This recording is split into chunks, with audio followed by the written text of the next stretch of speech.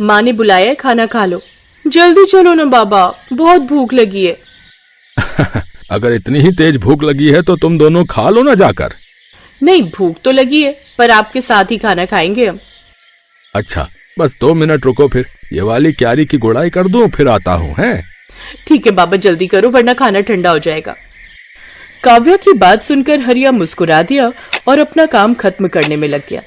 ये कहानी हरिया की इन्हीं 2 बेटियों की है जिनके नाम थे काव्या और कीर्ति।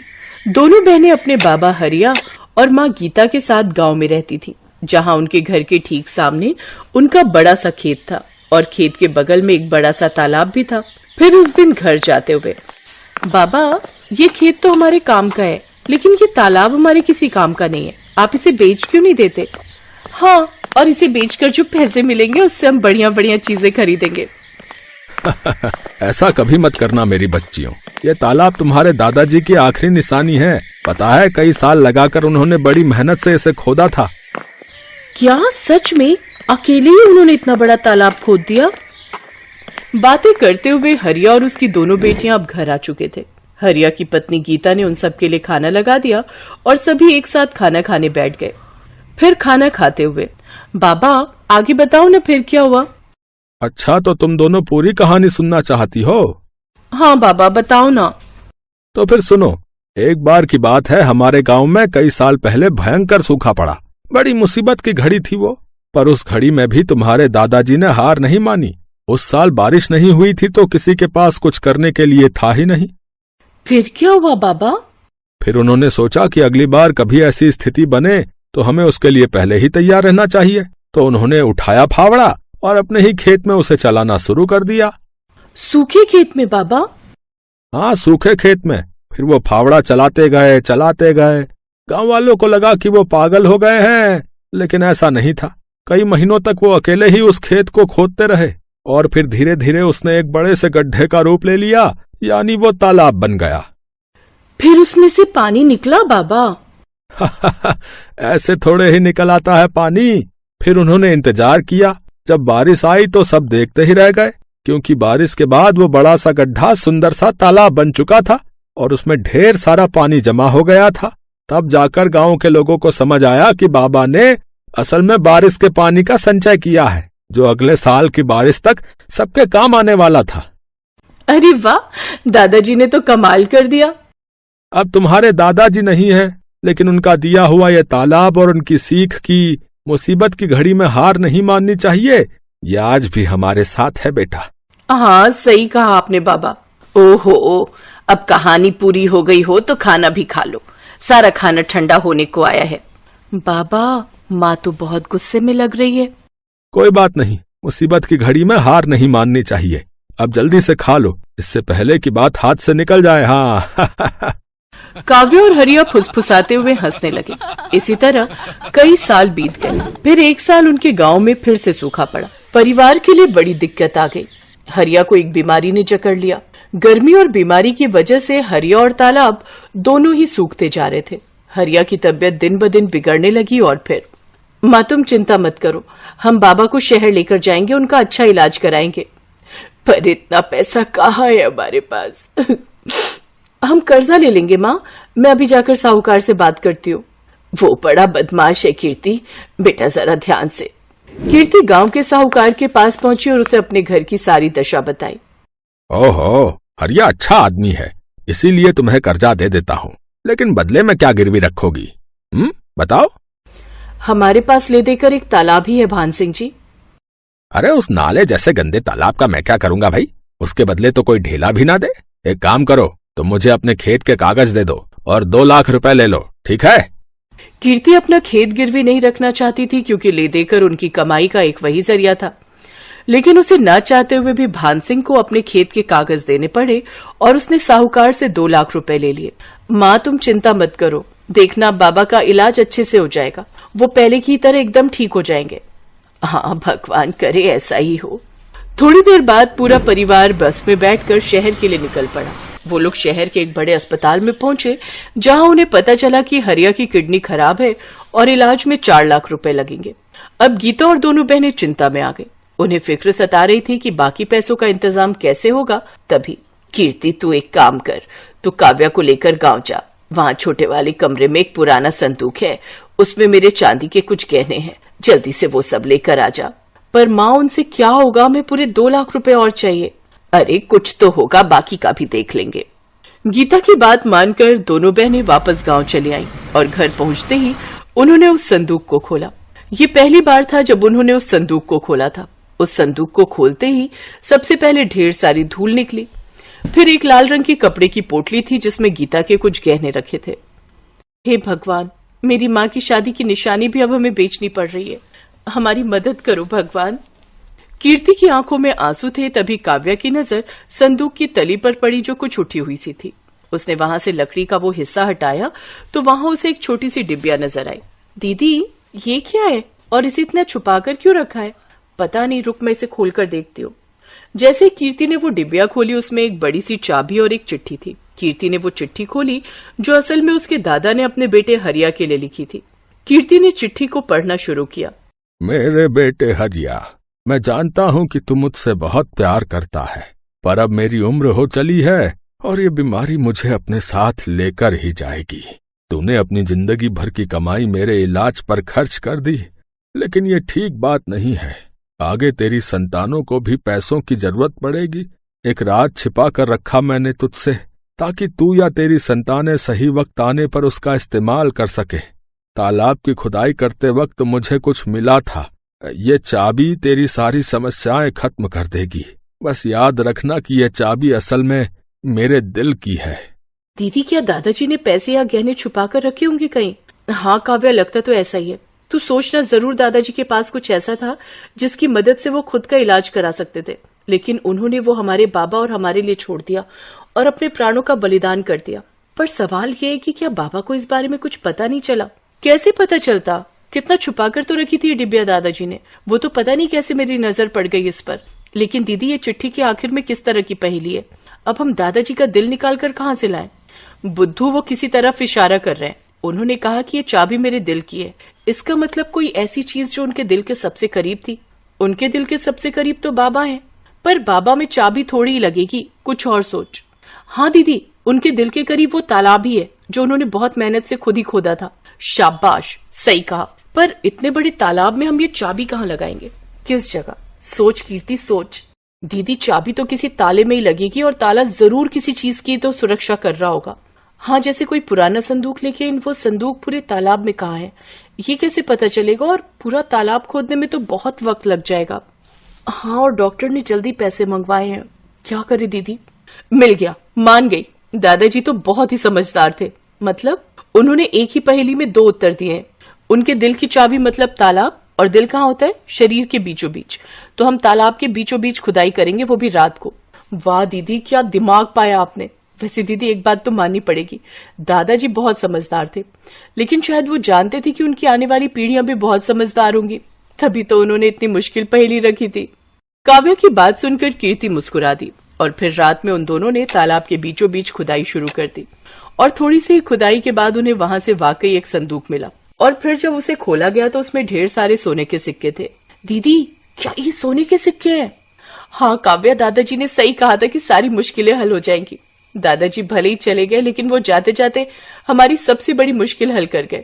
अगले दिन कीर्ति ने उनमें से कुछ सिक्कों को सुनार को बेच दिया और उसके बदले में ढेर सारे रुपए ले लिए। उसने हरिया का पूरा इलाज कराया और साहूकार का भी कर्जा उतार दिया। फिर एक दिन घर में, बेटा तुमने बताया नहीं कि तुम्हारे पास इतना पैसा आया कहाँ से? कीर्ति ने हरिया को उसके पिताजी की चिट्ठी पकड़ा दी और काव्या ने उसे सारी कहानी बताई। बेटा, बाकी बचे हुए सिक्कों का हम क्या करेंगे? माँ, उन्हें बेचकर हम इस तालाब को और बड़ा और सुंदर बनाएंगे, जिसमें प्यारी प्यारी मछलियां होंगी, और बगल में बगीचा बनाकर लोगों के बैठने का इंतजाम करेंगे। साथ ही साफ पानी के लिए प्याऊ भी लगाएंगे, ताकि हर बार जब भी कोई यहाँ आए तालाब के किनारे बैठकर ठंडा और मीठा पानी पिए और दादाजी के दिल को सुकून मिले।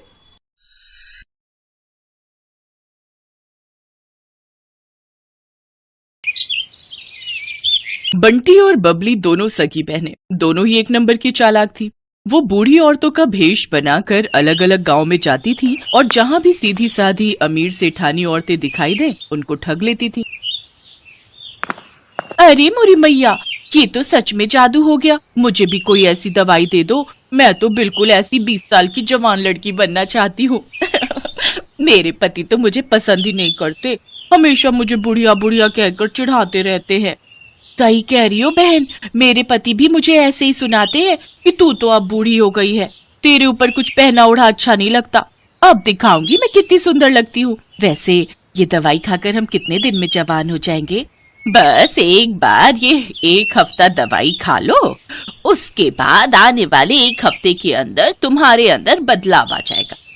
पर ये दवाई महंगी है, इतना याद रखो, 51,000 रुपए का शगुन डालना पड़ता है तब ये दवाई मिलती है और तभी ये अपना असर दिखाती है।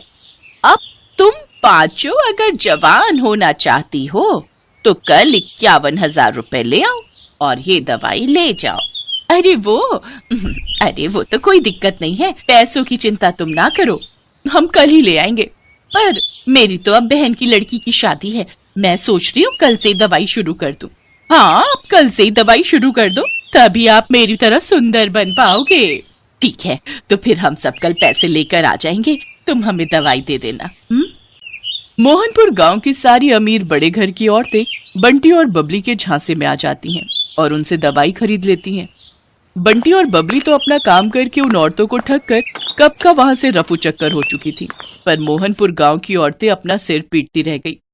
उनके घर में सभी उन्हें डांटने लगे। अरे तुम पागल हो क्या? तुम्हारी उम्र हो गई, बाल पक गए, पर अक्ल अभी भी बच्चों वाली है। ऐसे भला दवाई लेकर कोई इतना जवान हो जाए कि 20 साल की लड़की बन जाए? तुम्हें क्या हो गया था? बताओ, फालतू के पैसे खराब हो गए और वो औरतें तुम्हें ठग कर चली गई।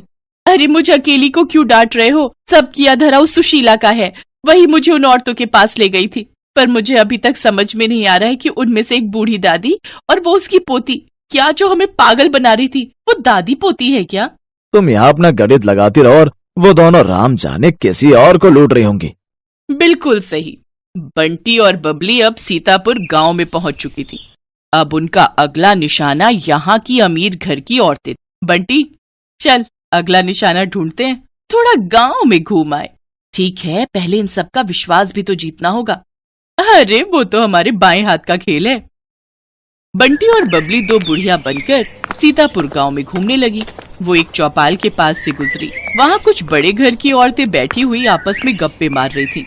बंटी और बबली जानती थी कि ये सही मौका है।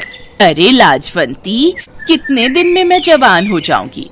दवाई की 5 खुराक तो मैंने खा ली है। सुमित्रा, तुझे सब्र नहीं है। मैंने तुझे कहा ना, तू देखना सुंदर लड़की में ना बदल जाए तो मेरा नाम बदल देना। मैंने भी वो दवाई शुरू कर दी है। अरे हम जैसी बहुत बूढ़ी औरतें उस दवाई को खाकर जवान हुई हैं। ये दोनों बुढ़िया औरतें गांव में नई दिखाई दे रही हैं, पर ये किस दवाई की बात कर रही हैं? जरा पूछ तो। अरे बहन जी, जरा रुकना, आपको इस गांव में पहली बार देखा है। आप ये किस दवाई की बात कर रहे हो? जी नमस्ते। हम दोनों तो बूढ़े से जवान होने की दवाई की बात कर रहे हैं। हम वो दवाई खा रहे हैं। अब बूढ़े शरीर से काम नहीं होता, उम्र हो चली है, शरीर कमजोर हो गया है। हमें किसी ने दवाई दी थी कि इसको खाने से हम बहुत जल्दी जवान लड़की बन जाएंगे, तो हम इसी बारे में बात कर रहे हैं। हाय हाय हाय, सचमुच बुढ़ापा झेला ही नहीं जाता। कभी कोई बीमारी शरीर को घेर लेती है तो कभी कोई। हमसे अब बुढ़ापा सहन नहीं होता, इसलिए हम जवान होने की दवाई खा रहे हैं। अच्छा, तो उससे कोई भी जवान हो सकता है? अगर हम लोग वो दवाई खाएं, क्या तुम हमें भी वो दवाई दे सकती हो? हाँ, क्यों नहीं, वो दवाई तो हम जरूर दे सकते हैं। उसके लिए 51,000 रुपए देने होंगे, वो शगुन होता है। हाँ ठीक है, पर पहले आप हमें इस बात का सबूत दो कि वो दवाई सचमुच हमें जवान बना देगी। मेरी दवाई को 5 दिन हो चुके हैं, बस कल एक दवाई और लेनी है, फिर परसों मैं तुम्हें एक जवान लड़की के रूप में दिखाई दूंगी। ठीक है, तो फिर हम परसों ही दवाई खरीदेंगे। पहले तुम्हें देख तो ले, आजकल चोर उचक्के बेईमान ठग बहुत लूटने लगे हैं। अरे तो ठीक है, आप जब परसों सुमित्रा को लड़की के रूप में देखोगे तभी आपको विश्वास होगा।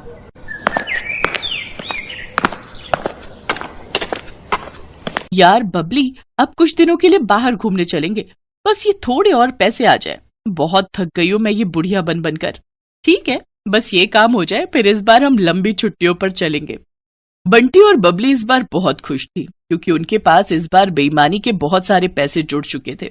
अगले दिन गांव की सारी अमीर घर की औरतें बंटी और बबली के पास दवाई लेने पहुंच जाती हैं। ये मेरी ननद है, कल ही दूसरे गांव से आई है। मैंने इसे भी आपके बारे में बताया तो ये बोल रही है कि इसे भी वो दवाई चाहिए जिससे आप बूढ़े से जवान हो जाओ। वैसे आपकी दूसरी साथी कहाँ है? क्या वो जवान हो गई? हाँ बहन जी, वो तो कल रात को ही जवान हो गई थी। अरे सुमित्रा, जरा सामने आ जल्दी से, इन्हें अपना जादू दिखा। सब औरतें चौंक जाती हैं क्योंकि बबली अब एक लड़की के रूप में थी। तभी सेठानी की ननद बोली, क्या बात है? वैसे कितने दिन लगे आपको बुढ़िया से जवान होने में? मुझे तो 1 हफ्ता लगा था। वैसे अब दवाई में नया तरीका अपनाया गया है, आप सबको सिर्फ 2 दिन ही लगेंगे। अब आप जल्दी से ये पैसे जमा कर दो तो हम आपको दवाई दे दें। 2 दिन का इंतजार क्या करना है, मैं आपको अभी लड़की बनकर दिखा देती हूँ।